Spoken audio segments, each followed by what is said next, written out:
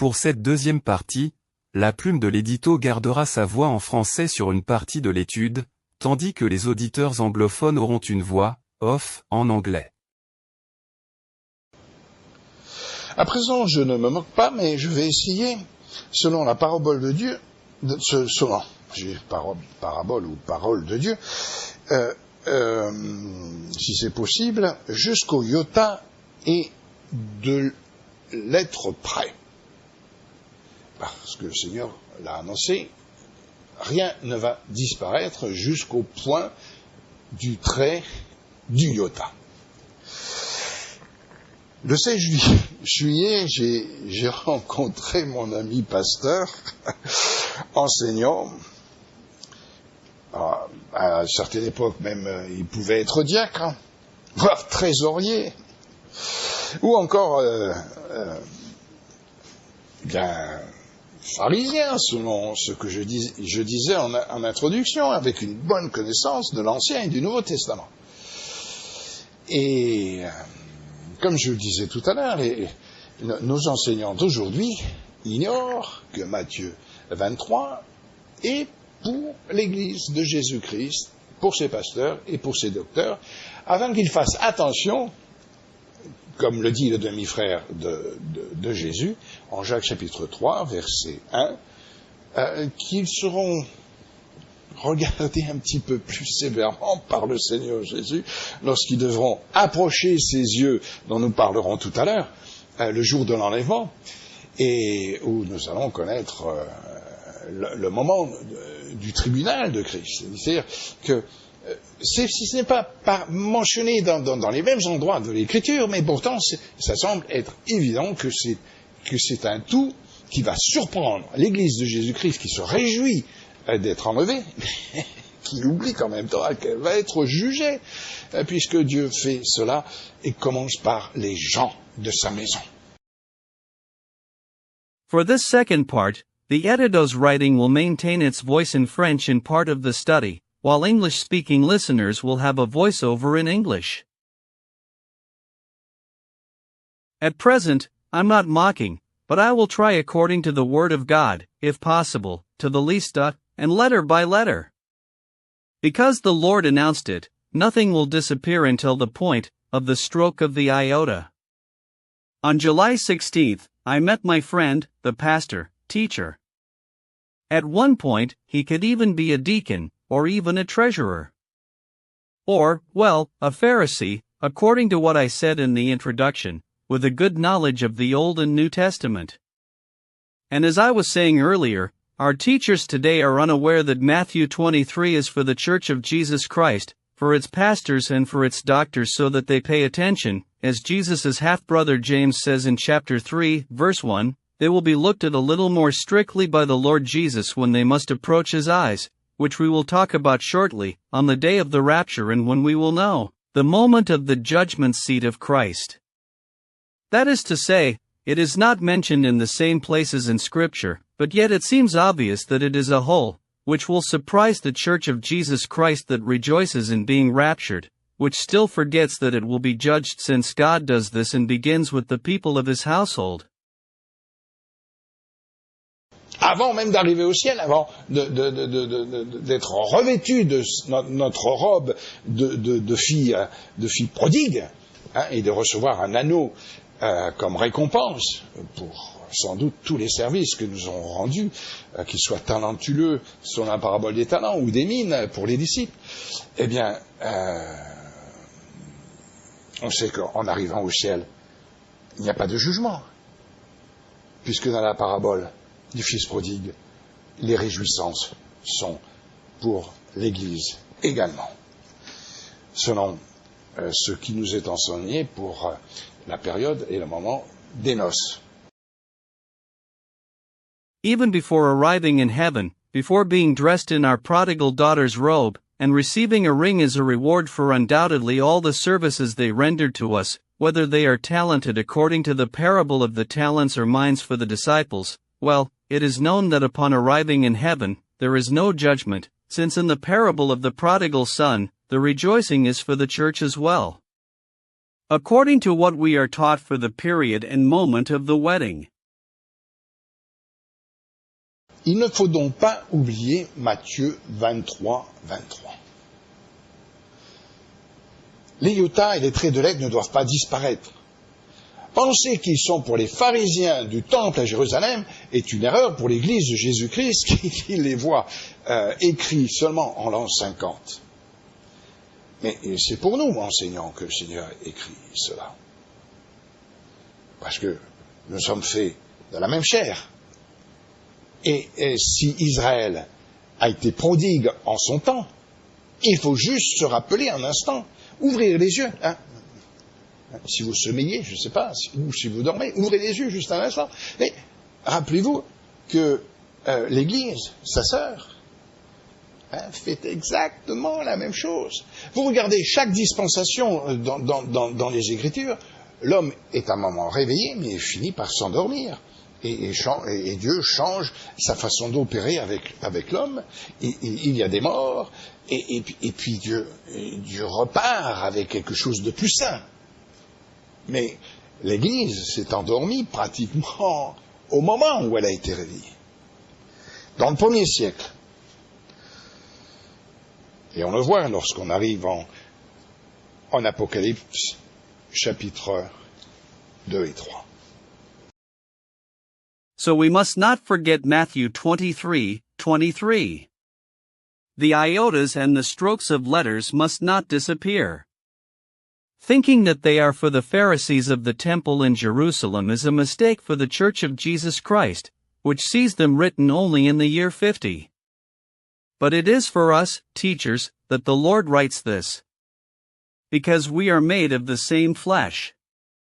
And if Israel was a prodigal son in its time, we just need to remember to open our eyes for a moment, right? If you are drowsy, I don't know, or if you are sleeping, just open your eyes for a moment, but remember that the church is its sister. It is exactly the same thing. You look at every dispensation in the scriptures, man is awake for a moment, but he eventually falls asleep. And God changes his way of operating with man, there are deaths, and then God moves on with something healthier. But the church fell asleep practically at the moment it was awakened, in the 1st century. And we see this when we arrive at Revelation, chapters 2 and 3. La plume de l'édito a reçu le même enseignement biblique et scripturaire de l'Église qui dort aujourd'hui. Et j'étais donc membre de l'Église de Christ qui dort, aussi bien en Apocalypse 3, verset 17, avec ses yeux fermés, qu'aujourd'hui. Alors, l'histoire montre qu'elle s'est réveillée, et qu'elle a fait des choses pour Dieu. Qu'il y a eu des Pauls qui ont planté, qu'il y a eu des Apollos qui ont arrosé. Mais pendant ce temps de sommeil ou de somnolence, seul l'Éternel a fait croître. Et la pêche miraculeuse, par exemple, de Jean 20, qui va apparaître dans Actes chapitre 2, il n'y a aucun Paul, aucun Apollos qui a planté ou semé quelque chose. Mais l'Éternel a fait croître et a fait venir les nations. Bien sûr, il y a eu le ministère de Christ, où le Seigneur a pu planter et arroser tout ce qu'il voulait, envoyer ses disciples même par-ci et par-là pour arroser et planter, préparer le terrain. Mais sur les 5000 hommes, sans femmes ni enfants, sur les 5000 hommes, sans femmes ni enfants, ce qui fait, je ne sais pas combien, mais 4 et 5, ça fait 9. Vous ajoutez les femmes, ça fait 18. 9 000, 18 000.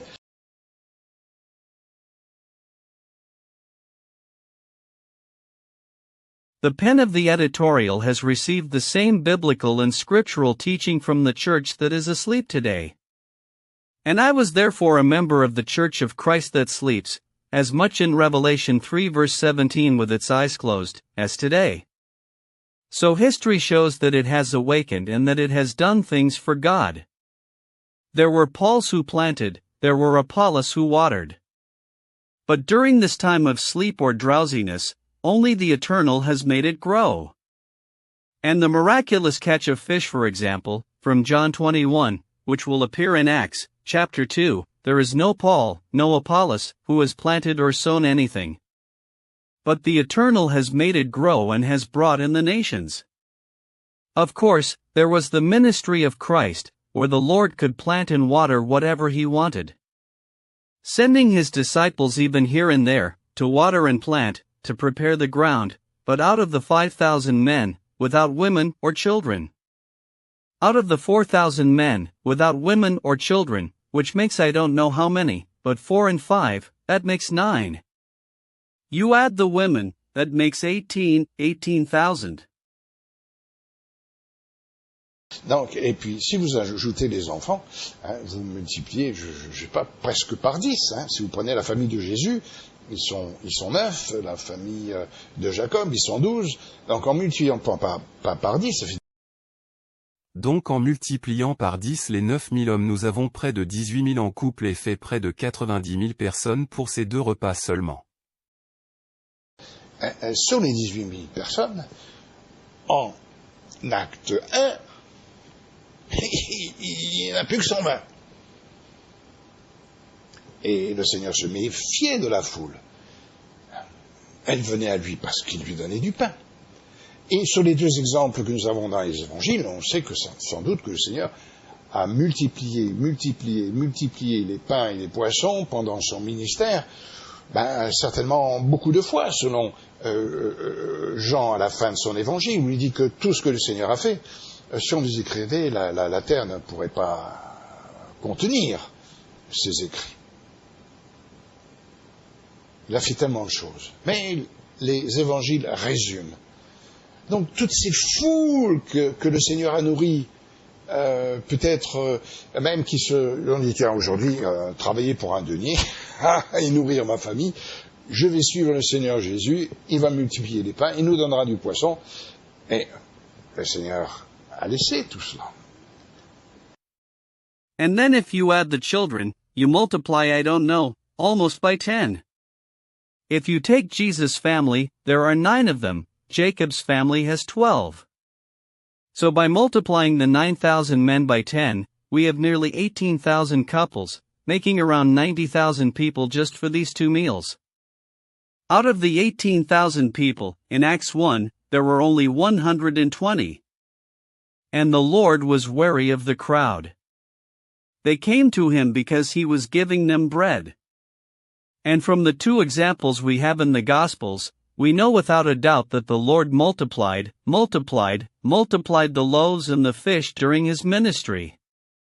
Certainly many times, according to John, at the end of his Gospel, where he says that everything the Lord did, if it were written down, the earth could not contain its writings. He did so many things, but the Gospels summarize. So all those crowds that the Lord fed.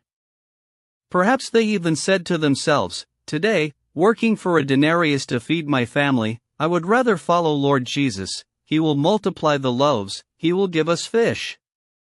The Lord allowed all this to happen.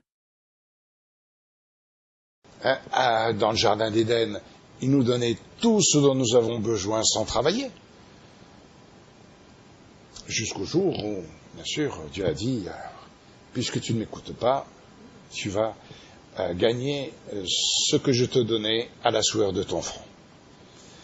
Et certainement, il y a eu beaucoup de familles qui ont suivi le Seigneur Jésus juste dans le but d'être nourries gracieusement. Mais en même temps, le Seigneur annonçait la parole de Dieu. Et certains, peut-être pas beaucoup, mais certains, puisque Dieu sauve toujours un reste, s'est trouvé à Jérusalem le jour de Pentecôte, en se souvenant de tout ce que Christ avait accompli. Beaucoup viendront des nations, en Actes chapitre 2, verset 5. Ces nations dont nous allons reparler dans Matthieu chapitre 28. Parce que c'est d'elle dont le Seigneur Jésus parle. In the Garden of Eden, He gave us everything we needed without having to work. Until the day when, of course, God said, "Since you do not listen to me, you will earn what I gave you by the sweat of your brow." And certainly, there were many families who followed the Lord Jesus, with the sole purpose of being graciously fed. But at the same time, the Lord was proclaiming the Word of God. And some, maybe not many, but some, since God always saves a remnant, found themselves in Jerusalem on the day of Pentecost, remembering all that Christ had accomplished. Many will come from the nations in Acts, chapter 2, verse 5. These nations that we will talk about, in Matthew chapter 28, because it is from them that the Lord Jesus is speaking.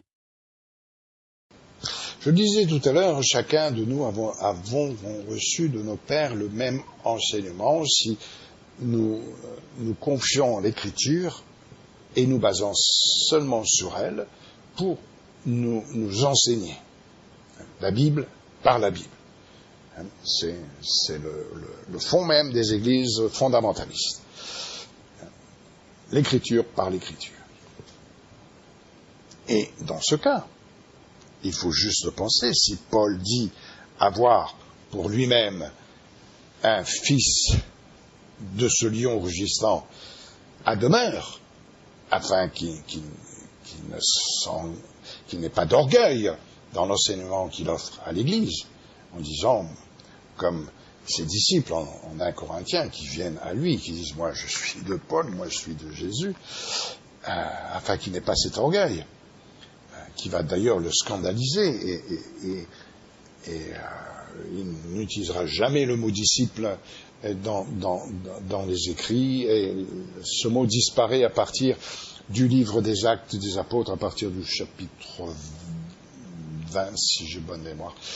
Il disparaît entièrement. La dernière fois qu'il est utilisé dans le même verset, au singulier, au pluriel, et après, c'est silence radio, jusqu'au chapitre 22 du livre d'Apocalypse. Pas même une fois pour les 144 000, Jean utilisera le mot disciple, qui auront un ministère et une vie, eh bien, équivalente aux disciples premiers d'Actes ou des apôtres. Mais Dieu ne les appelle pas disciples. I was saying earlier, each of us has received from our fathers the same teaching if we trust in Scripture and base ourselves only on it for our teaching, the Bible by the Bible. This is the very foundation of fundamentalist churches, Scripture by Scripture. And in this case, one must just consider if Paul claims to have for himself a son of this roaring lion permanently, so that he does not have pride in the teaching he offers to the church by saying, like his disciples in 1 Corinthians, whose echo comes back to him and says, I am of Paul, I am of Jesus. So that he does not have this pride, which will scandalize him, and he will never use the word disciple in his writings. This word disappears starting from the book of the Acts of the Apostles. In chapter 20, if I remember correctly, it disappears completely. The last time it is used in the same verse, in singular and plural, and after, there is radio silence until chapter 22 of the book of Revelation. Not even once for the 144,000, John the Apostle will use the word disciple, who will have a ministry and a life, equivalent to the first disciples, from the book of Acts, or even the apostles. But God does not call them disciples. Mais on voit, à nouveau, en revenant à Matthieu chapitre 10, versets 24 et 25, qu'il y a deux ministères. Celui d'un disciple très court ou celui d'un serviteur très long. Celui qui aura une mine ou celui qui aura un talent, ou plus, pour tous les services qu'il accomplira ou sera prêt à accomplir, afin que l'Éternel le scelle. Alors, Dieu nous scelle parce qu'il a la vision, qu'en nous donnant 2, 3, 4, 5 talents, nous allons les mettre à son service. Quant à celui qui n'est pas scellé, qui reçoit des arts, Par exemple dans le chapitre 5 de 2 Corinthiens verset 5, il n'est pas scellé, Paul reprend la même idée, mais en ne mentionnant que les arts. 2 Corinthiens 1, verset 22. Lequel nous a aussi marqué d'un sceau et a mis dans nos cœurs les arts de l'esprit. Reçoit 2 talents ou plus. Car cette différence ne peut pas nous échapper au chapitre 5, verset 5. Et celui qui nous a formés pour cela, c'est Dieu, qui nous a donné les arts de l'esprit. Les arts des 1 talent. Dieu conserve son amour pour le moment de la même manière, même pour le serviteur inutile, qui pour lui au verset 4, ne veut pas se dépouiller, et qui enlèvera des iotas et traits de lettres au texte. Les versets 4 et 5, restent également valables pour un serviteur motivé et qui acceptera de se dépouiller de la chair pour servir selon l'esprit. But we see again, returning to Matthew, chapter 10, verses 24 and 25, that there are 2 ministries, the one for a disciple, which will be short-lived, or that of a servant for a longer service, whether it is one who has a pound, or one who has a talent, or more. For all the services he will accomplish or is willing to accomplish, so that the Eternal seals him. God seals us because he has the vision that by giving us 2, 3, 4, 5 talents, we will put them to his service.